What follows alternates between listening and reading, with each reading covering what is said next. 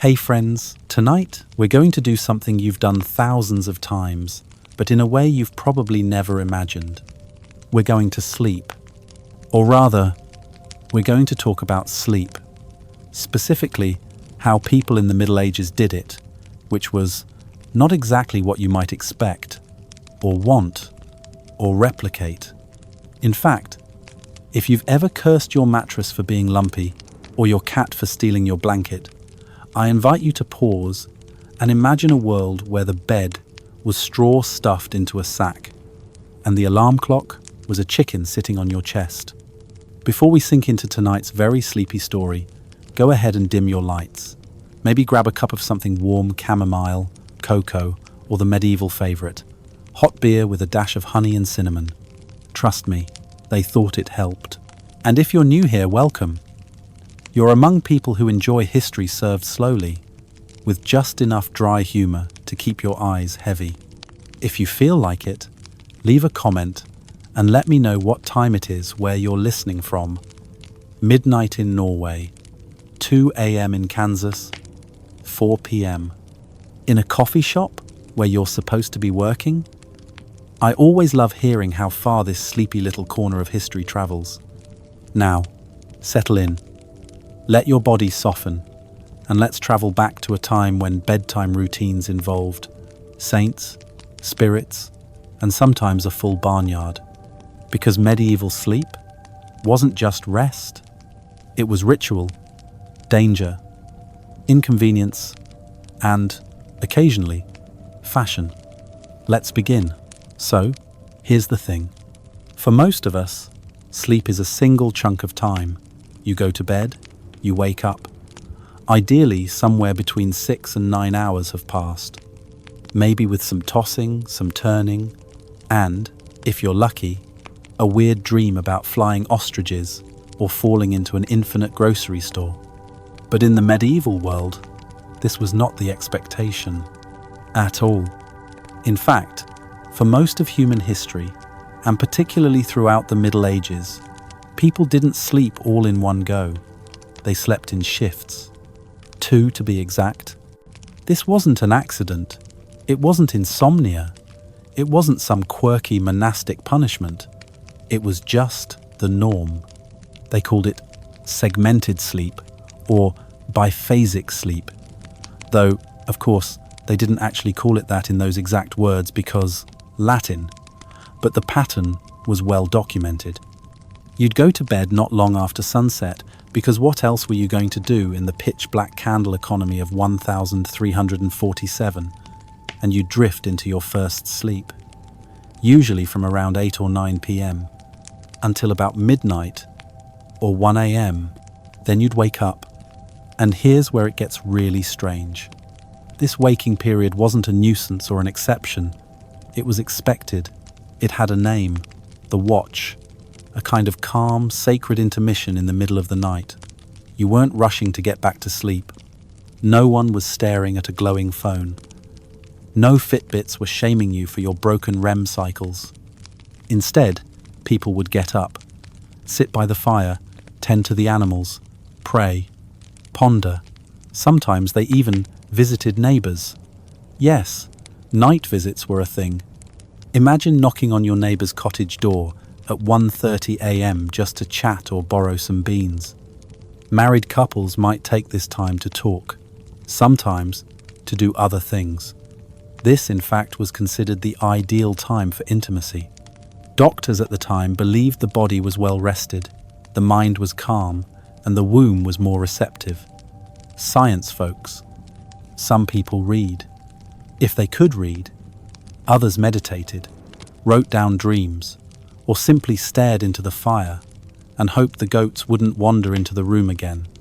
Then, maybe an hour or two later, people would go back to bed. This second sleep, often called morning sleep, stretched from around 2 a.m. to just before dawn. It was considered lighter, dreamier, more spiritual. If you wanted visions, revelations, or divine whisperings, this was your shot. In fact, some religious texts even instructed the faithful to use this time to communicate with God. The veil, they believed, was thinner, Imagine waking up to whisper prayers in the candlelight, then falling back asleep and dreaming of angels or baked turnips. This pattern wasn't limited to monks or nobles. It was widespread. Peasants, lords, merchants, everyone followed it. Diaries, letters, and even court documents describe it. One 16th century man described waking up from his first sleep and writing a letter by lamplight before returning to bed.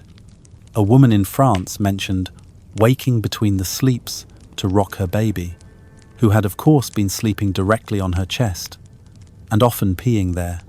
This dual sleep pattern actually lines up with what researchers now call the natural human circadian rhythm. Studies done in the 1990s found that when people are removed from artificial light and modern schedules, their bodies tend to default back to, you guessed it, 2 sleep cycles. About 4 hours of sleep, a wakeful period, then another 4 hours. The body remembers. But of course, modern life doesn't fully. Electricity, alarm clocks, 9-to-5 jobs, and the caffeinated demand for constant productivity smushed those 2 chunks together. We now expect our sleep to be as efficient as our to-do lists. In bed by 11, up by 7, no waking allowed. And yet, maybe we're not built that way. Maybe your 3 a.m. wake-ups aren't insomnia. Maybe they're medieval. If nothing else, it's a comforting thought when you're lying awake at night staring into the dark. You're not failing. You're just on the watch. The next time you wake up in the dead of night, instead of panicking, try this. Sit up, breathe, sip water, write a thought down, whisper to the quiet air, "Ah yes, the second sleep awaits," and then gently slip back under your blanket. You've got centuries of sleepy humans keeping you company. Imagine it's midnight in a small medieval home. The fire has burned down to embers. A faint wind pushes through the thatched roof, and slowly, almost on cue, the household stirs, not in panic, not from nightmares, but because it's time. This was the watch, a period of wakefulness that came naturally between the 2 halves of a typical medieval night. People didn't sleep all the way through. They went to bed soon after sunset, slept for a few hours, then woke in the middle of the night, not accidentally, but as part of their routine. The body, after its first rest, simply knew. And once awake, they didn't toss and turn or stare at the ceiling regretting their caffeine intake. They got up. They did things. Some rose quietly and fed the fire, making sure the last of the warmth didn't fade. Others lit a candle, put on a cloak, and walked through the stillness of their home like slow-moving shadows.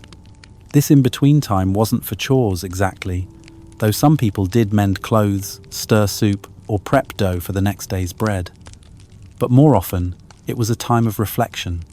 People prayed, whispered quietly with their partners, or simply sat by the hearth, eyes soft with fatigue, watching the flames flicker against the stone walls. Couples often used the watch to talk, to reconnect in a way they couldn't during the noise of the day. Some even believed this was the best time for intimacy. Quiet, private, with the rest of the world fast asleep. Certain medieval medical texts claimed that the body was more balanced at this hour, making it the ideal time for conception. Whether or not the science holds up, the sentiment makes sense. Midnight had a kind of hush that made everything feel more tender. In more religious homes, the watch took on spiritual weight. People used this time to pray, not just out of habit, but because they believed the veil between the world and the divine was thinner at night. It was a sacred hour, filled with possibility. Some believed angels moved among them while they were awake, or that prayers whispered in the middle of the night reached heaven more clearly. Monasteries followed strict prayer schedules that included services during the darkest hours, and even ordinary lay people tried to follow the spirit of that rhythm. In some villages, the watch was even a social hour. Neighbors would quietly visit one another, especially in winter months when daylight was short and days were busy. a shared cup of warm ale. A few quiet words, nothing loud, nothing long, just a soft thread of connection. The kind of calm visit that feels almost like a dream when remembered later. But not everything done during the watch was innocent. There are records of mischief, of people sneaking out to steal, spy, or do things they wouldn't dare in daylight. Midnight was a liminal space, and that meant rules bent. Just a little. A man might visit a lover. A woman might tiptoe out to consult an herbalist. Secrets had more room in the dark. And then, eventually, sleep returned. As naturally as the waking had come, it faded again. People would curl back into their beds beside children, spouses, animals, and slip into their second sleep. This second phase was often lighter, filled with dreams, and considered more spiritual, more porous. And when morning came, it was not with the jolt of an alarm, but with the soft shift of light on the wall, the rustle of chickens, the crackle of a rekindled fire. The watch wasn't wasted time. It wasn't seen as failure. It was space to breathe, to think, to be with yourself and with others in the quietest part of the day. Maybe that's something we've lost. Or maybe, when we wake at 3 a.m. and reach for our phones, we're just following the echo of something older. Maybe what we need isn't to force ourselves back to sleep, but to sit quietly, even for just a few minutes, and listen to the ancient rhythm still humming underneath the surface of our modern nights. Let's talk about beds. Or rather, let's talk about what passed for beds in the Middle Ages. Because if you're imagining something soft, supportive, and inviting something with a mattress, sheets, maybe even a pillow or two, you're imagining the wrong century. For the majority of medieval people, a bed was more of a suggestion than a piece of furniture. It might have been a rough sack filled with straw, placed directly on the floor. Or perhaps just a pile of dried rushes spread out near the hearth, with a blanket thrown over top. In many cases, entire families shared this single sleeping space. Parents, children, a grandparent or two, all tangled together in a heap that barely resembled what we think of as a bed. Straw was the most common filler. It was cheap, easy to replace, and soft, at least for the first few days. But it also attracted bugs. Fleas, lice, and mites thrived in the warmth and moisture of unwashed bedding. The straw would be changed now and then, but not as often as you might hope. And the covers? Likely made of coarse wool, perhaps lined with fur if you were lucky, but more often just heavy cloth that smelled faintly of smoke and body. For those with a bit more money-skilled tradesmen, minor nobles' bed frames were possible. These were wooden constructions, often creaky and carved by hand, with ropes stretched across to support the mattress. These ropes would sag over time, and so had to be tightened regularly, giving rise to the phrase, "sleep tight." Feather mattresses existed, but they were expensive and rare. Most beds were stuffed with whatever was available: straw, wool, hay, rags. Some bed frames had canopies or curtains, not for romance, but for warmth. A thick curtain could hold in body heat and block out drafts. Castles, especially, were cold, echoing places. A nobleman's bed might be large and elaborately carved, but the air inside his room was still freezing in winter. Those heavy bed curtains were the medieval equivalent of insulation. In fact, they mattered so much that they were listed in wills, treasured objects, passed from generation to generation, often more valuable than the furniture itself. Space was always an issue. Most homes had 1 or 2 rooms at most, so the bed wasn't just where you slept, it was where you gave birth, where you nursed a wound, where you prayed, where you died. It was both private and public, sacred and mundane, and you rarely, if ever, slept alone. Guests shared beds. Travelers at inns were routinely placed together, regardless of whether they knew each other. You didn't pay for a room, you paid for a spot. There are stories of 6, even 8 people sharing a single mattress, each trying to find a sliver of comfort in the shared warmth and awkward silence. It wasn't considered strange. It was just how things were done. Children usually slept with their parents, sometimes with siblings, often with both. Infants might be placed in cradles near the bed or swaddled and kept close to the mother's side. And because of the constant closeness, sickness travelled quickly. A cough in one corner of the bed became everyone's cough by morning. But that was life, intimate, shared, inescapably connected. And then, of course, there were the animals. Chickens might roost in the rafters. A goat might curl up by the fire. Dogs, working dogs, not lap dogs, slept wherever they pleased. And if the weather turned cruel, pigs might be invited indoors too, not as pets, but as living, snorting radiators. The medieval bedchamber was not a place of pristine calm. It was alive, loud, and filled with the smells and sounds of life. And yet, despite all that, it was still a refuge, a place to rest, to recover, to dream. The softness may have been minimal, the privacy non-existent. But when you lay down at the end of a long day, after walking, working, worrying, even a pile of straw wrapped in old linen could feel like home. So tonight, as you stretch out under clean sheets and rest your head on a perfectly fluffed pillow, remember the sleepers who came before you, who lay shoulder to shoulder with family and strangers, who whispered prayers into musty wool, who dreamed, despite the cold and the fleas and the straw poking through the seams, and who, in their own strange way, found peace. In our world, the idea of sharing a bed with a stranger sounds like something that would only happen by accident, on a packed night bus, or a layover from a cancelled flight. We have boundaries, personal space, spare rooms. But in the Middle Ages, sharing a bed was so normal, so baked into daily life, that the idea of sleeping alone would have seemed lonely, and even a bit suspicious. To start, most medieval homes didn't have multiple rooms. There was often just one main space for everything: eating, cooking, working, sleeping, and everyone used it.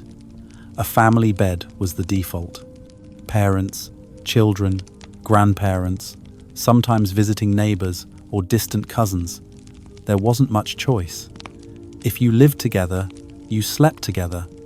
And not because it was sweet or sentimental, but because that was the only space available. At inns, or when travelling, the situation got even stranger. Inns didn't rent out individual rooms. They rented beds, and not even whole beds. A bed space meant exactly that, a space in a shared bed which could be occupied by 1, 2, or 3 other people, all strangers. You might tuck in beside a merchant from another town, a tanner with a strong smell of leather, or a silent farmer who snored like a thunderstorm, and no one batted an eye. It was called hot bedding, not because it was romantic, but because the bed was never cold. Someone was always in it. Sometimes people rotated through beds on shifts, especially in busy towns. As one person got up to start the day, another came in from work and took their spot. It was practical, efficient, and very, very cozy in a way most modern people would find deeply uncomfortable. But perhaps the oddest thing is that this wasn't just for peasants. Even kings and nobles shared beds. Royal children were often assigned companions to sleep beside them, not for protection, but for warmth and social bonding. A nobleman might sleep beside his steward, his cousin, or even a visiting diplomat.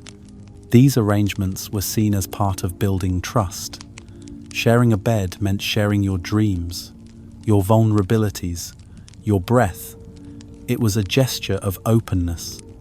Letters from the period even mention bed sharing as a mark of friendship. I shared his bed for 3 nights, one nobleman writes of a guest, and it's meant as a compliment, a way of saying, we are close, we trust each other. There's a kind of intimacy there, but not the kind modern minds might leap to. It wasn't necessarily romantic, it was just normal. Of course, this didn't mean it was always comfortable.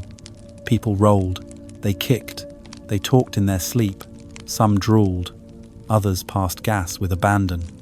And with hygiene not exactly being a strong suit of the era, the smell was probably something you had to just get used to. Bedfellows weren't asked for permission, they just were. Still, there were rules, soft ones.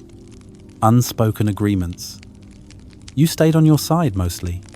You didn't touch too much, especially if the person beside you wasn't family. And if something awkward happened, a snore, a sleep-muttered confession, a nighttime accident, you didn't talk about it in the morning. Bed silence was golden. Children, of course, had it easiest. They were used to the closeness. A child might fall asleep nestled between a parent and a warm pig, or between three siblings and a blanket that barely covered their knees. Laughter, shoving, giggling under the covers, all of that was part of bedtime.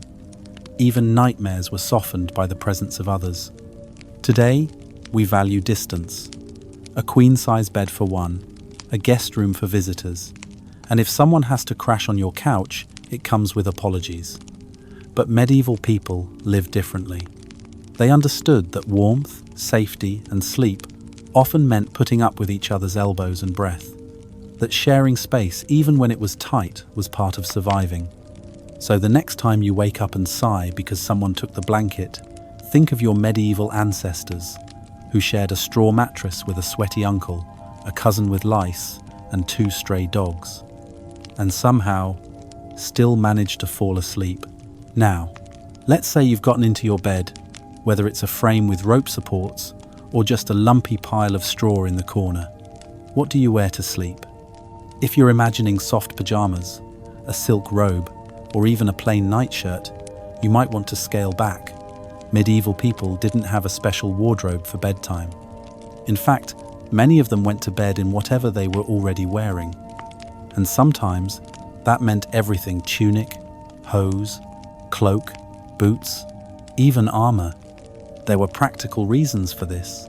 Most medieval homes were cold, and not just a little chilly. We're talking stone walls, no insulation, and winter winds whistling through wooden slats. Taking off your clothes at night meant risking frostbite, so people slept in layers, multiple layers. Thick woolen garments, sometimes damp from the day's work, wrapped tightly around the body like makeshift sleeping bags. And then there was the iconic nightcap. Not the kind you sip, the kind you wear. A soft, often floppy hat meant to keep your head from freezing off during the night.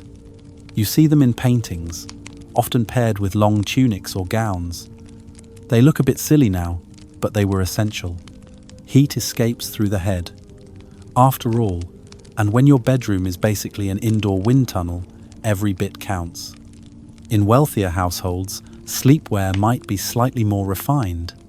A linen nightshirt perhaps, or a woolen robe with embroidery around the collar, but even these were worn with practical warmth in mind. There's very little evidence that anyone prioritized comfort over survival. But warmth wasn't the only concern. In especially dangerous times during travel or in war-torn regions, some people slept in partial armor. Not full plate, of course. That would be madness. But a layer of chainmail here, a padded gambeson there, enough to give you a fighting chance if someone kicked down the door in the middle of the night. Sleeping in armor wasn't exactly restful, but at least you wouldn't die completely unprepared. Interestingly, some religious figures took the opposite approach. Monks and ascetics sometimes slept in intentionally uncomfortable clothes, coarse wool, itchy shirts, sometimes even belts of rope or iron. The idea was that comfort was a distraction, that pain kept the soul alert, that God watched most closely when you suffered quietly in your sleep. Not exactly the philosophy of a spa retreat, but it made sense in the logic of the time. Even servants had sleep uniforms of a kind. In royal courts, there were people whose job included helping others get undressed for bed and then helping them dress again in the morning.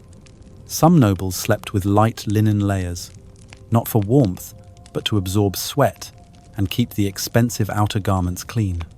So yes, in a way, medieval people had pajamas, but they were more like undershirts doing double duty.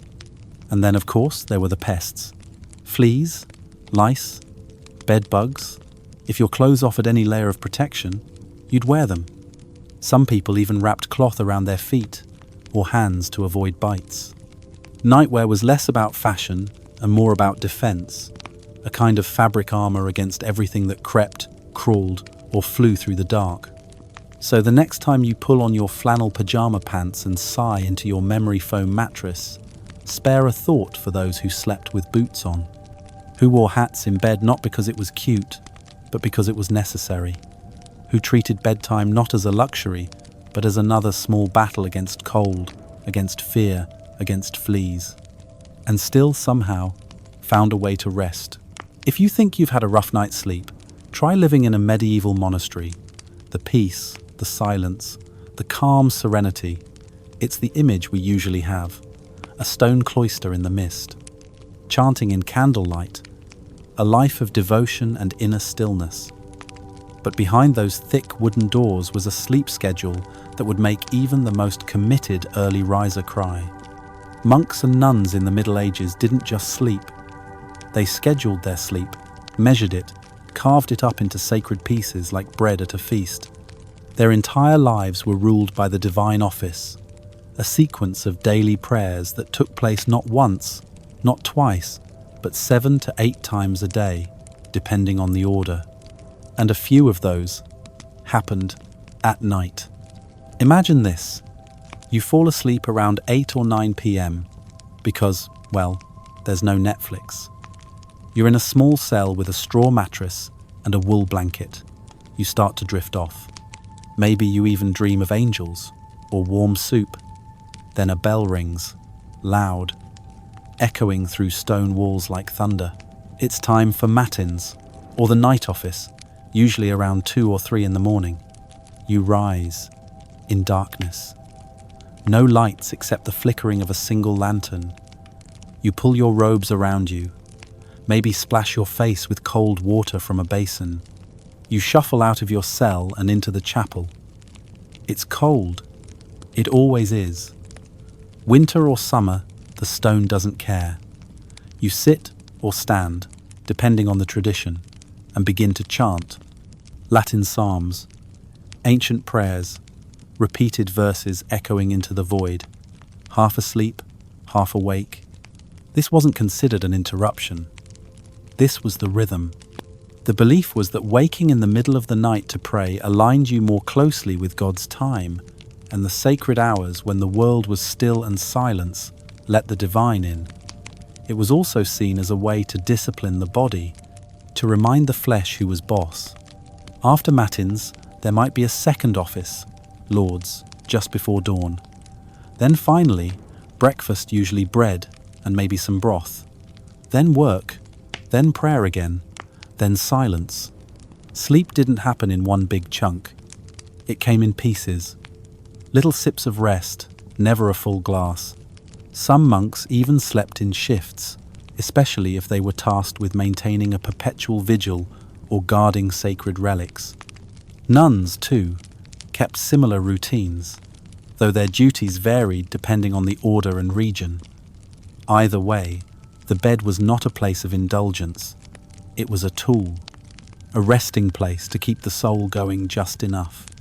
Interestingly, this pattern mirrors what historians now call segmented sleep, the idea that sleeping in 2 chunks was once natural, but in monastic life, it was taken to a sacred extreme.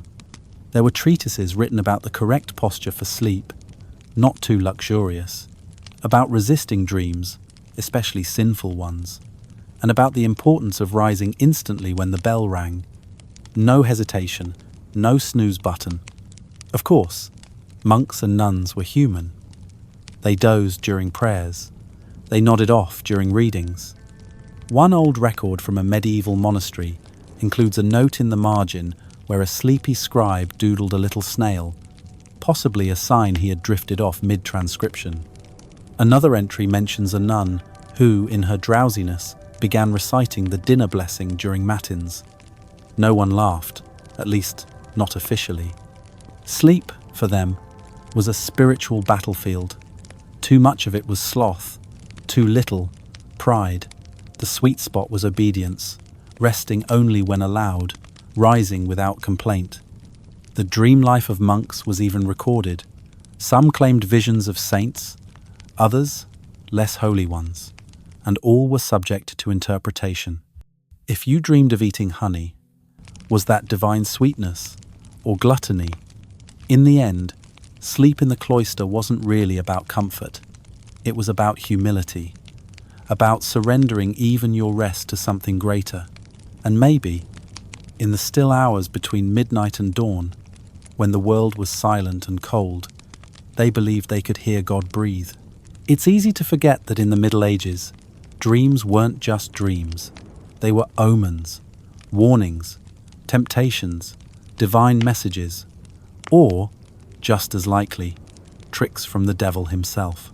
Sleep was never just rest. It was a journey into the unknown, and sometimes into danger. For many medieval people, going to bed wasn't peaceful. It was risky. The night was a time when evil spirits were believed to be most active. Shadows moved, cold seeped in, and in the quiet of sleep, your mind might wander into places your waking self would never dare go. Nightmares in particular were taken very seriously. They weren't brushed off as just a bad dream. They were considered physical and spiritual attacks. One of the most feared was the Mara, a spirit or demon believed to sit on your chest while you slept, crushing the breath from your lungs. This gave rise to the term nightmare. People described waking in the dark, unable to move, choking, with the sense of a heavy weight pressing them down. Today we'd call it sleep paralysis. Back then, it was a demonic visitation. To protect themselves, people often recited prayers before bed. Not just simple blessings, but elaborate invocations, asking for the protection of saints, requesting angels to guard the corners of the room. Sometimes they placed charms under pillows, sprigs of herbs, crosses, or even pieces of parchment with holy words written in Latin. One popular bedtime prayer, still recited in various forms today, was, "If I should die before I wake, I pray the Lord my soul to take." Poetic, but deeply grim when you think about it. Dreams that weren't terrifying still held power. A dream about falling could mean insecurity. A dream about bread might suggest spiritual hunger. There were entire books, dream manuals, that listed common symbols and what they might mean. Some priests even offered dream interpretations as part of confession. If you dreamt of sinning, was it your fault? Or just the devil poking at your subconscious? Monks kept dream journals. Some dreams were believed to be divine visions of saints, of light, of messages from heaven. Others were considered tests. Temptations sent by Satan to see if your soul would flinch. If a nun dreamt of dancing, was it joy or pride? If a monk dreamed of feasting, was it gluttony or simply an empty stomach? Of course, there were skeptics. Not everyone believed in demons under the bed. Some scholars wrote treatises arguing that dreams were just the mind sorting through the day's events. But even they acknowledged that dreams had meaning emotional, if not spiritual. Sleep was seen as a mirror, and sometimes what it reflected was unsettling. Children were especially vulnerable. Parents often whispered blessings over their heads before bed, asking for calm sleep and no night terrors. If a child cried out in their sleep, it might mean more than a bad dream. It could be a sign of illness or possession. Priests were sometimes called to bless a house simply because someone was having persistent nightmares. And then there were the truly strange cases recorded in chronicles and whispered in villages. Stories of people who sleepwalked to strange places, who spoke in tongues in their sleep, who dreamed of something and then saw it come true. Dreams and reality, in the medieval imagination, weren't far apart. The veil between them was thin, porous, dangerous. So when the fire dimmed and the shutters were drawn, and someone blew out the candle and laid down their head, they didn't expect just rest. They braced for battle, for visions, for mysteries. Because in the Middle Ages, sleep wasn't just rest. It was a nightly visit to another world, one with its own rules, its own dangers, and no guarantee you'd wake up unchanged. Let's step away from the monasteries and manor houses for a moment and into something a bit more chaotic. The peasant household. Picture a single room, maybe two, if you're lucky, packed with people, things, smells, and yes, the occasional animal. In the medieval world, bedtime wasn't a private affair. It wasn't quiet, and it definitely wasn't organized. Most families lived in multi-purpose homes. The same space was used for cooking, eating, working, sleeping, praying, and sometimes housing livestock.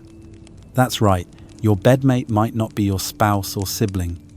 It could be a goat, or a chicken, or both. Not because people loved animals that much, but because animals generated heat, and heat was precious. Winters in Northern Europe were brutal. There was no insulation, no central heating, and windows, if they existed, were covered in oiled parchment, not glass.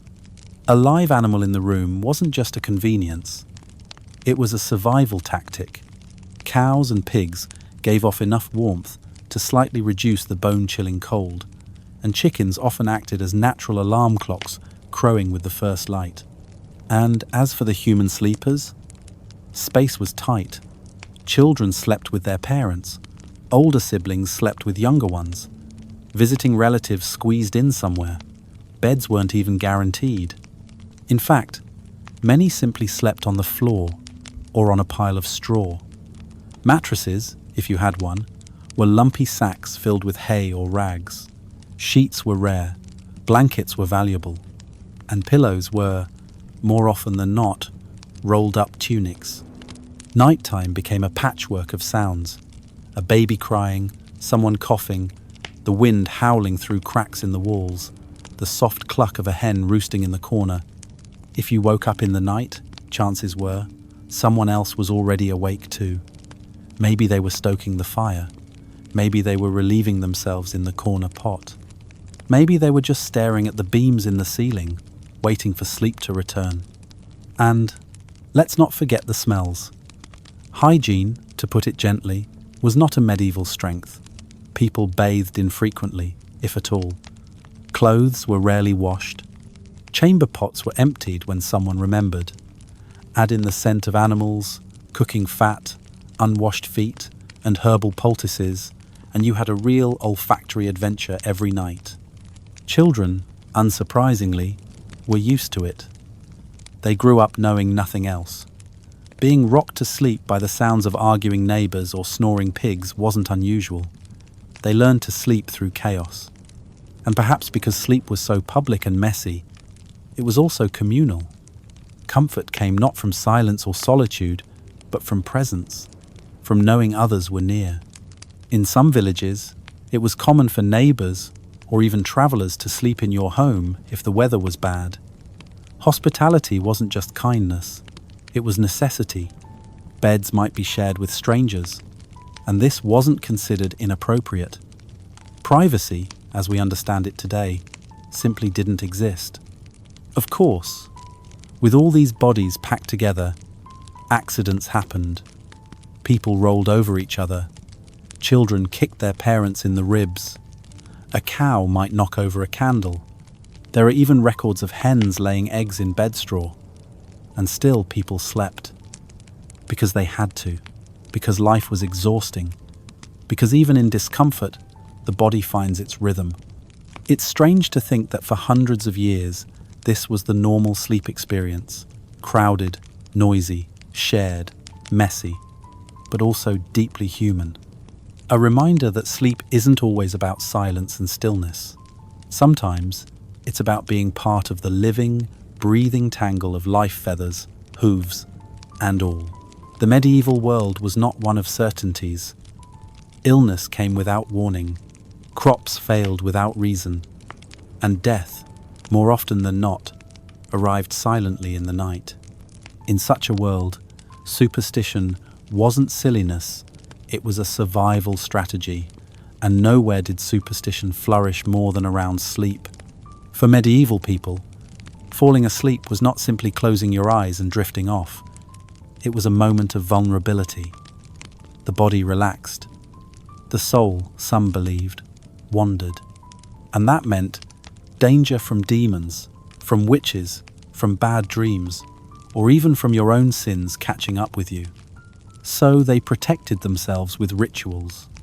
Small, everyday spells disguised as bedtime habits. You might place a knife under your pillow to ward off evil spirits. You might recite a prayer not just for safety, but to keep the devil at bay. The sign of the cross was often made not just before meals, but before sleeping on the pillow, on the chest, sometimes even traced in the air over the room. One common superstition was about the direction you slept in. Sleeping with your head facing north was considered bad luck. It was said to invite illness or confusion. East was preferable, aligned with the direction of the rising sun, and by extension, resurrection and Christ. Beds were sometimes rotated seasonally, based on the light and warmth, but also the unseen powers people believed moved through the air. Even where you placed the bed mattered. Sleeping directly beneath a wooden beam? Risky. That was called the death beam.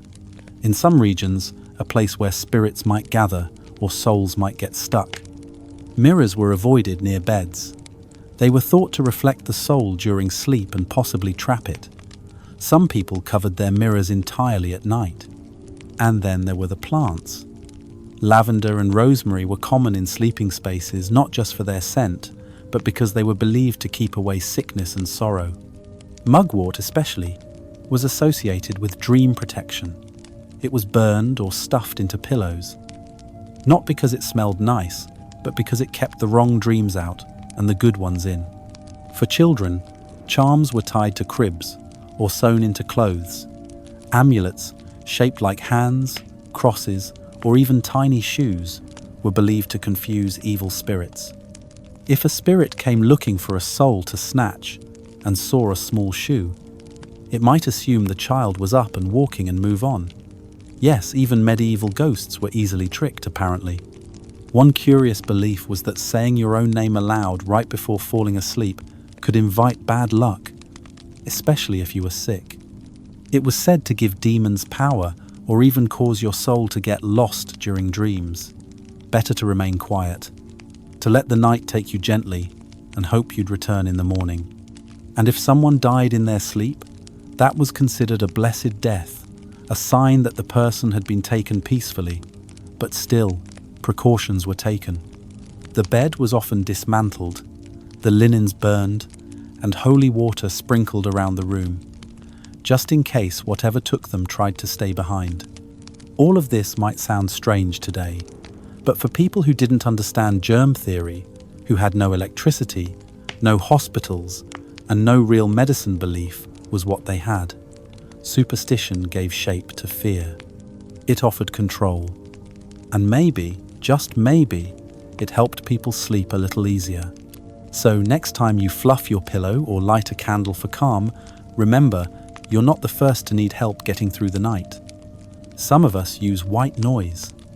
Others used iron scissors, placed under the bed, blades open, pointing toward the door. Whatever works, right?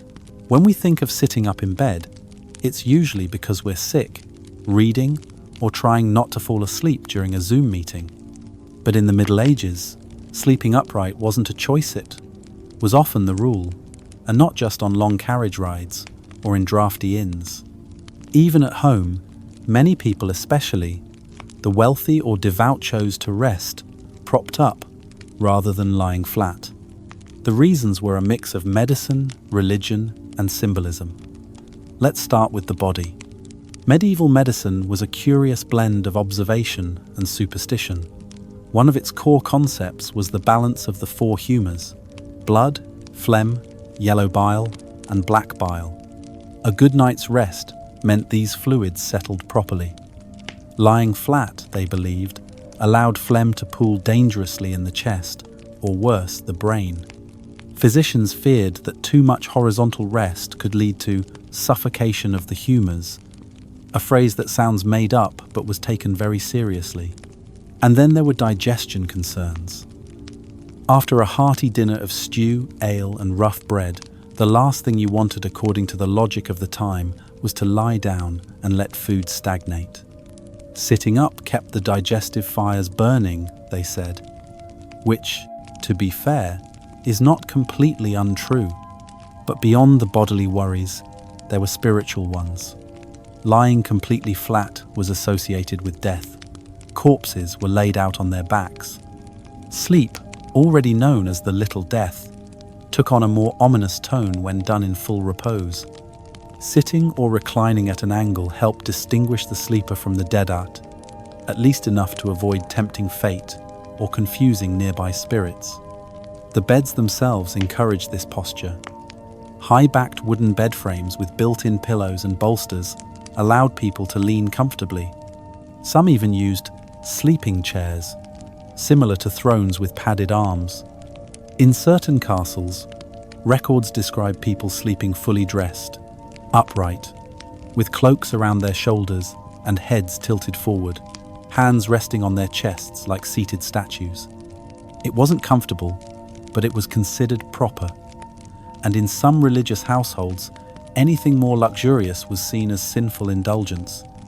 Monks and nuns, in particular, often chose to sleep upright out of discipline. They believed the body should never be too relaxed, lest the mind wander into temptation. Some even added small wooden beams under their backs or stones in their bedstools to keep them from drifting too deeply into sleep. Waking frequently was a virtue, a reminder of spiritual readiness. Of course, peasants didn't always follow this pattern. Their straw piles and makeshift beds didn't lend themselves to structured angles.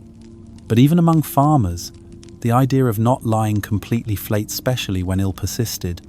Old remedies often included propping up the head, not out of comfort, but because it was believed to ward off death. Travellers, too, often slept sitting up. Inns were cramped, bedding was shared, and furniture was scarce. Sometimes people nodded off at tables, in corners, or while still wearing boots and cloaks. The line between resting and sleeping was blurry. A nap against a wall might last 2 minutes or 2 hours. No one judged. Rest was rest. Modern sleepers might cringe at the idea. No pillows, no mattress, no stretching out like a starfish under warm covers. But for medieval people, comfort wasn't the point. Safety, modesty, and readiness mattered more. And sitting up, even if it meant a stiff neck in the morning, made sense in a world where being too relaxed might be seen as foolish or fatal. So the next time you fall asleep on the couch, half upright with your mouth open and the television droning on, just know you're not being lazy. You're just honouring a proud medieval tradition. In the modern world, bedtime means winding down. Soft sheets, scented candles, maybe a sleep playlist or two. But in the medieval world, bedtime came with a certain level of dread. Because when the sun went down and the fire dimmed, the bugs came out, and they weren't just annoying, they were dangerous. Let's begin with the obvious. Bedbugs. Today, they're a nuisance. Back then, they were legion. Wooden bed frames were perfect hiding spots, especially when carved or jointed. Straw mattresses became bustling neighborhoods for tiny invaders. Lice lived in bedding. Fleas hopped freely. Mites were invisible, but ever present. There was no bug spray, no DEET, no mattress protectors. The only line of defense? Boiling water, fire, or prayer. Servants in noble households often had the thankless job of delousing their masters before bed. This meant picking through hair with fine-toothed combs and crushing pests with fingernails or knives. In fact, one royal servant's title was essentially Master of the Scalp. It wasn't a joke, it was hygiene. And then there were the pillowcases, rather, the lack of them. Most people slept with their heads on bundled clothing, logs, or sacks of straw. If fabric was used, it was rarely washed. Linen was precious, and laundering was labor-intensive. So the pillow, if you had one, wasn't soft and fluffy. It was sweaty, greasy, and full of secrets. Next, let's talk about poison. Not the dramatic kind in goblets, but the slow kind, the kind that seeped into the air or skin. Beds were often near open fires, and rooms were poorly ventilated. Inhaling too much smoke could cause headaches, hallucinations, or death. Some dyes used on blankets were toxic, so were certain herbs stuffed into bedding. Good intentions sometimes came with terrible consequences. Even the bed itself could be a trap. Heavy wooden canopy beds might collapse if not built properly. Nails rusted, ropes snapped, and the smell? A mix of unwashed wool, old wood, ash, and human sweat. Charming. If you were wealthy, you might have curtains to keep out draft sand, keep in warmth. But they also kept in moisture and smells, turning the sleeping space into a slightly fancier version of a mushroom farm. Mold and mildew thrived. So did pests. Some nobles burned incense or herbs before bed, hoping to ward off both spirits and smells. Others hung sprigs of mint or lavender near pillows, not for relaxation, but to confuse insects. Children were especially vulnerable. They scratched, bled, cried through the night, and no one could do much. A good night's sleep was as much about luck as it was about routine. Still, people made do. They learned which herbs repelled which pests. They changed straw regularly, if they could afford it. They sewed ribbons into their nightclothes to trap lice before they reached the face. Some even slept in armor, not out of paranoia, but because it was safer during wartime or in unfamiliar inns. In the end, medieval sleep wasn't just a rest, it was a battle against cold, against fear, against 1,000 legs and wings. And every morning you woke up without bites, boils, or bruises. You counted yourself lucky. So tonight, as you fluff your impossibly clean pillow and sink into a mattress that's never known a single flea, say a quiet thank you to the centuries of people who endured the crawlies so that you wouldn't have to. We've all done it. Once stood up half asleep, wandered to the fridge, opened it, stared at the contents, then returned to bed with no memory of the event. Sleepwalking today is usually harmless and kind of funny, but in the medieval world, it was neither. To sleepwalk in the Middle Ages was to risk more than just stubbed toes or awkward morning stories. In a time thick with superstition, religious fear, and suspicion of anything unexplained, rising from one's bed at night and roaming without awareness could trigger everything from curiosity to outright panic. Some chroniclers called them nocturnal wanderers. Others thought they were possessed. If someone was caught muttering in Latin in their sleep or trying to open imaginary doors, it was more than a cause for concern, it could be grounds for an exorcism. There were stories, half remembered and passed down by candlelight, of men climbing onto rooftops in their sleep. Whether true or not, the image was vivid enough that some homes began installing barred windows on upper levels, not for burglars, but for sleepers. A local priest in 14th century France reportedly told his flock that the devil walked among them at night, and that if you saw someone moving without lantern or voice after curfew, you should pray first and approach never. And yet, despite the fear, some simply accepted it. After all, what else could you do? Monks wrote down accounts of their brethren pacing the chapel at odd hours, or kneeling in prayer while fully unconscious. In one monastery, it became a quiet tradition to guide sleepwalkers gently back to bed without waking them, as disturbing a soul in transition was considered spiritually risky. Not all stories were gentle, though. In the courts, accusations occasionally surfaced. He cursed me in his sleep. Or, she struck me with her hand but swears she remembers nothing. The legal system didn't know what to do with unconscious crime. Was it a sin if your soul hadn't been awake to commit it? In some towns, sleepwalkers were known to be tied by the ankle to their bedposts not as punishment, but as a precaution. It was called night binding. Some healers tried treatments, tying iron to the wrists, chanting prayers at the bedside, sprinkling salt in a circle around the bed, anything to tether the soul more firmly to the body. Of course, none of it worked, but the belief itself gave comfort.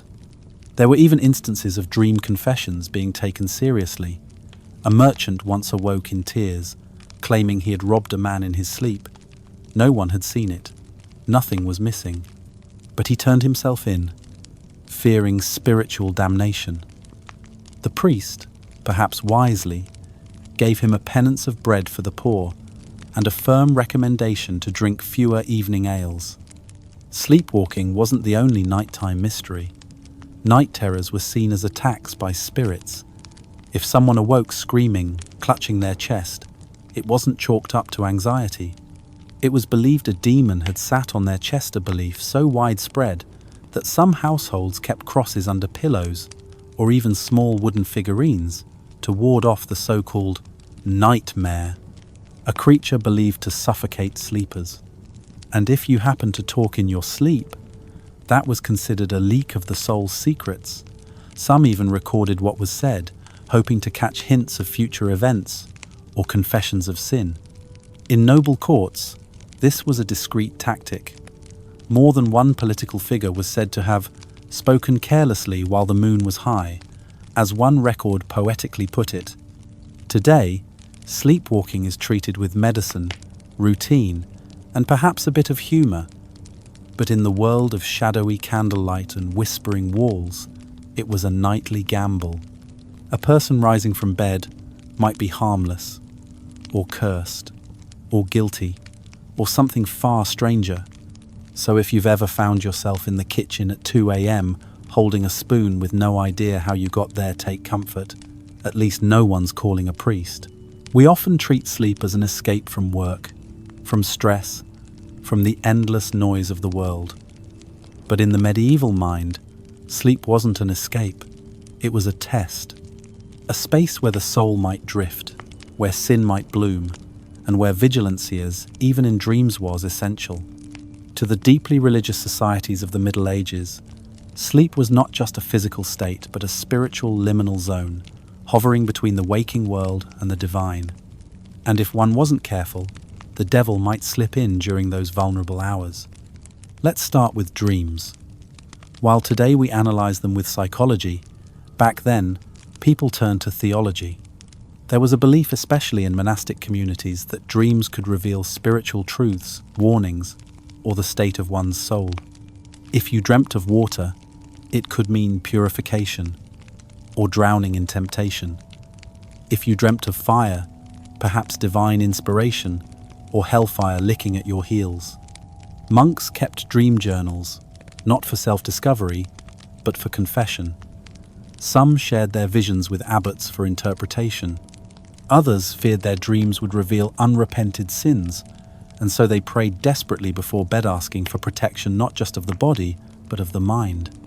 There was even a category of dreams known as diabolical illusions. If a dream stirred lust, greed, pride, anything the church disapproved of, it wasn't simply a dream. It was considered an attack. The devil, it was said, prowled at night, whispering in the ear of sleepers, painting false pleasures to tempt them even while unconscious. Because of this, sleep was often accompanied by ritual. Blessings were whispered, hands were crossed. Sometimes, holy relics were placed near the pillow. In wealthier homes, even the bed itself might be blessed with holy water. And in monasteries, certain psalms were sung every night before rest as armor against the unseen. But the most peculiar part? People believed that dreams were morally binding. If you sinned in a dream, stole a loaf of bread, harmed a neighbor, broke a vow, it was still your soul doing it. And that meant confession was required. Not because others saw, but because God did. For some, this became an unbearable pressure. Sleep was no longer a release. It was a nightly trial. A monk in Italy reportedly confessed 3 times a week for dreams he didn't even understand, just in case one of them had offended heaven.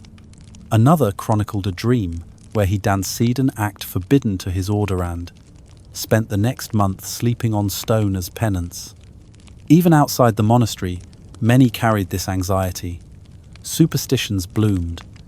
If you dreamt of teeth falling out, death was near. If a rooster crowed at night, it meant a spirit was passing by. If you spoke a secret in your sleep, it might become known to others through divine punishment. Parents sometimes taught their children bedtime prayers that doubled as legal protections for the soul. The classic, "If I should die before I wake," wasn't meant to be poetic, was a literal plea for salvation in case death came quietly in the night. And death did come, often and without warning. Plague, fire, invaders, bad metany of these could turn a peaceful slumber into a final rest, which only intensified the fear that sleep was not guaranteed and thus needed guarding with both ritual and righteousness. Yet, for all the fear, there was awe too. Sleep was the place where saints appeared, where holy visions unfolded, where miracles whispered to humble peasants in the dark. A farmer in Bohemia once claimed he met the Virgin Mary in a dream and awoke with a healed hand. Whether true or not, the story spread like fire and gave hope to many who dreaded the night. Today, we sleep with podcasts, melatonin, and blackout curtains. But long ago, people faced the dark with crossed fingers, whispered prayers, and the hope that their soul would behave while their body rested. So tonight, as you drift off, just remember your weird dream about flying cows isn't a sin. Probably, for thousands of years, human sleep followed the rhythms of the sky. The sun dipped, and with it, the world quieted. Candles flickered low, fires crackled softly, and the darkness was a signal. It was time to rest. People went to bed early, woke up in the middle of the night, sometimes even got a few things done, and then slept again until dawn. This was simply how life worked until it wasn't. The arrival of industrialization didn't just change how people worked or traveled, it transformed how they slept and, not in small ways. Imagine going from quiet nights in straw-stuffed beds to clattering factory shifts that started at 4 a.m. or ended at midnight. The ancient, segmented rhythm of sleep, those 2 gentle stretches separated by an hour or 2 of candlelit stillness, began to break under the pressure of machines. With the spread of gas lamps and streetlights, darkness was no longer absolute. Cities glowed into the night, and so did the factories. Employers could now demand longer hours, and they did. Sleep became compressed, crammed into shorter windows. There was no time for first sleep and second sleep anymore. You got what you could, maybe 6 hours, maybe 4, and then it was back to the noise. This shift didn't happen all at once. It crept in, slow and steady. First, it was the bell that rang in the town square, urging workers to rise earlier. Then it was the steam whistle from the mill. Eventually, clocks and the curiosity of monasteries and cathedrals found their way into every home, becoming not a symbol of wonder, but of obligation. You weren't waking naturally anymore. You were being scheduled. The idea of the 8-hour night, so normal to us now, was a relatively modern invention. It was promoted not because it was healthy, but because it was efficient. Factory owners wanted workers alert enough to not lose fingers in machinery, but not so well rested that they started asking uncomfortable questions about labor rights. This new sleep pattern came with a new set of anxieties. People who woke up in the night, as they had done for centuries, began to worry that something was wrong with them. Doctors started prescribing sleeping tonics for what they called insomnia, even though waking at 2 a.m. had once been completely normal. What had been natural was now seen as defective. The night was no longer sacred or spiritual. It was something to be conquered.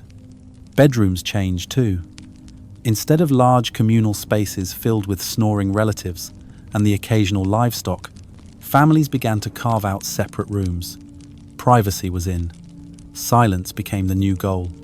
And slowly, the rituals that once wrapped around bedtime prayers, dreams, shared warmth faded.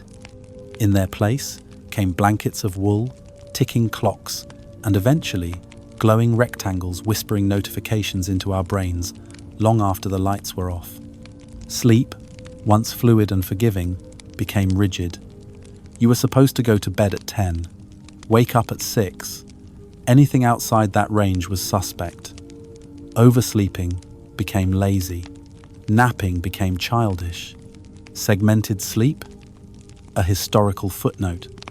But even as factories rose and chimneys choked the sky, some people resisted. In the quiet corners of rural villages, a few clung to the old ways. Farmers still rested after sunset. Shepherds still woke in the dark and let their minds wander before drifting back to sleep. Even now, in our world of schedules and alarms, some of us still feel that pull at 2 a.m., that strange wakefulness that doesn't feel like insomnia, just pause, a breath in the night. And maybe, just maybe, that's something we shouldn't fight. Because for most of history, sleep wasn't a box to check. It was a journey, a passage through the dark. And sometimes, the most human thing you can do is wake up in the middle of the night, sit in the stillness, and simply be.